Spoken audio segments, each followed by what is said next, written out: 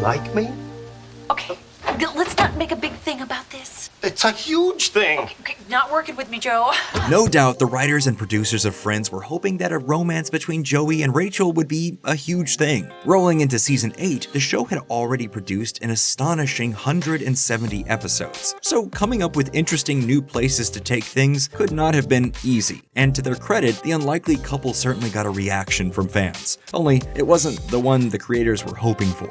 Hey, I do too think about the consequences of my decisions.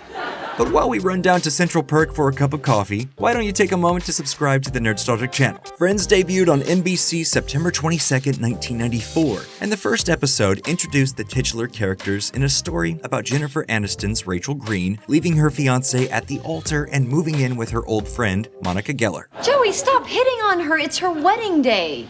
What? Like there's a rule or something? The two live across the hall from roommates Chandler Bing and Joey Tribbiani, and also in the mix is Monica's friend Phoebe Buffay and Monica's brother Ross Geller. It's immediately established that Ross used to carry a torch for Rachel, and her re-entry into his life rekindles that spark. Their relationship would turn out to be what is arguably the central and most important thread of the entire series. A near-instant pop culture phenomenon, audiences rooted for Ross and Rachel to get together, and they quickly became one of the most famous will-they-won't-they couples in the history of television. Of course, eventually they would, and the series finale would end with them on the road to marriage, a development seemingly confirmed by the 2004 spinoff Joey. We were living together, she was pregnant with my best friend's baby, and she ended up with him. Of course, while they were working things out over the 10 seasons of Friends, both Ross and Rachel would have a host of other romantic partners. Neither of them ever, however, seriously dated other members of the core group. In fact, over the course of its run, the show was generally reluctant to romantically pair the main characters with each other, presumably to preserve their status as friends. Chandler and Monica, like Ross and Rachel, would eventually find themselves in a long-term relationship that ended in marriage, which is why it was so surprising to fans in season 8 when the series started dropping hints that Matt LeBlanc's Joey might be developing romantic feelings for Rachel. In season 8, episode 7, for example, Joey decides he would rather sacrifice his sex life, pretty much the most important thing in the world to him, rather than see Rachel, then pregnant with Ross's child, move out of their shared apartment. I mean, imagine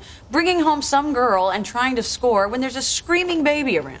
I could use a challenge. It's getting pretty easy. A few episodes later, Rachel wants to have sex without the hassle of being in a relationship and comes on to Joey. Despite obviously being tempted, they ultimately agree it would be better not to. The following episode, Joey offers to take Rachel out on a friendly date after hearing her complain about missing the excitement of dating. The date goes so well, Joey begins to wonder if he has feelings for her. He confesses those feelings in the season finale, and while Rachel gently rebuffs him at first, a comical misunderstanding leads to an ending where she thinks he's proposing to her, and she says yes. It was a big surprise twist, and pretty much everyone hated it, and we're not just talking about fans. The cast itself fought the producers over the story. Prior to the commencement of the season, the show's creators Marta Kaufman and David Crane pitched the show's stars on the idea of Joey falling for Rachel, and it was not well received. LeBlanc in particular didn't like it. In fact, according to Friends executive producer Kevin S. Bright, in the beginning, Matt LeBlanc did not want to do that story. He was very firmly against it, saying that he's Ross's friend, and that the type of friend that Joey is would never go and take someone else's girlfriend. LeBlanc also felt that given how long he had spent getting the audience to buy into Joey's brotherly relationship to the show's female characters,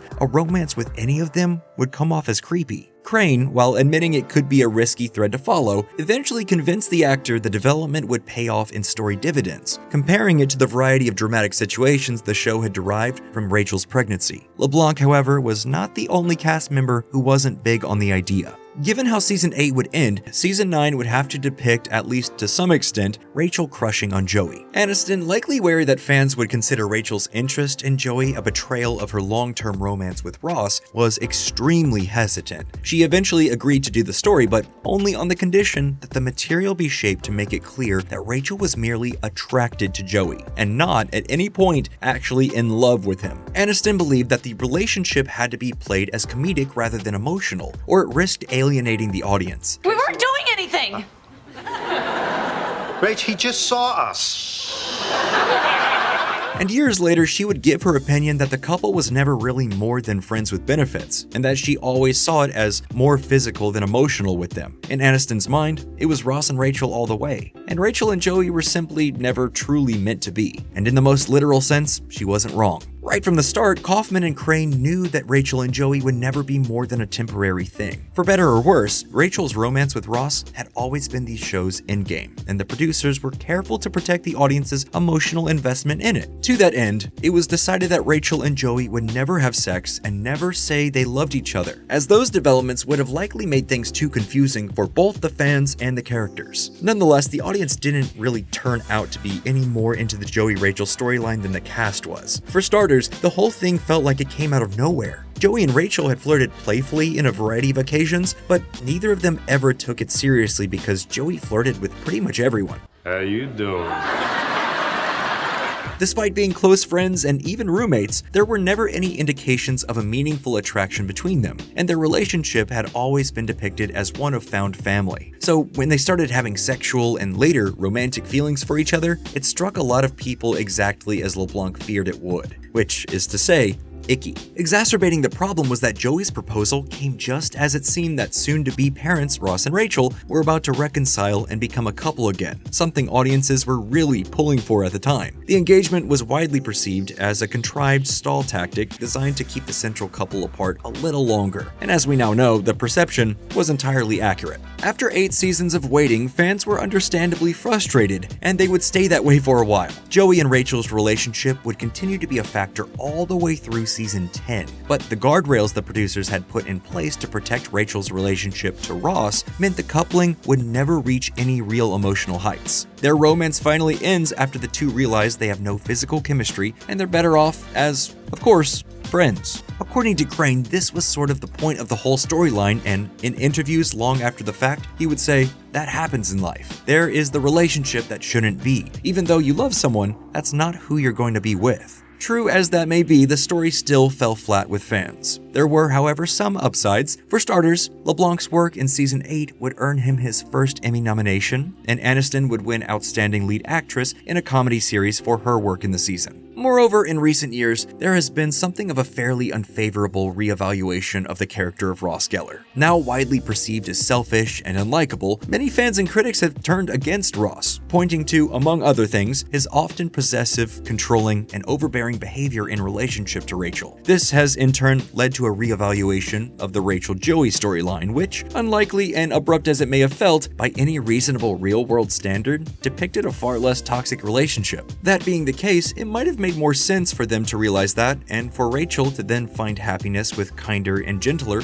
Joey. Adherents to this theory like to point out that despite being the couple everyone at the time wanted to see together, Ross and Rachel never really had anything in common, and hadn't solved any of their reoccurring relationship problems when the series ended. We were on a break!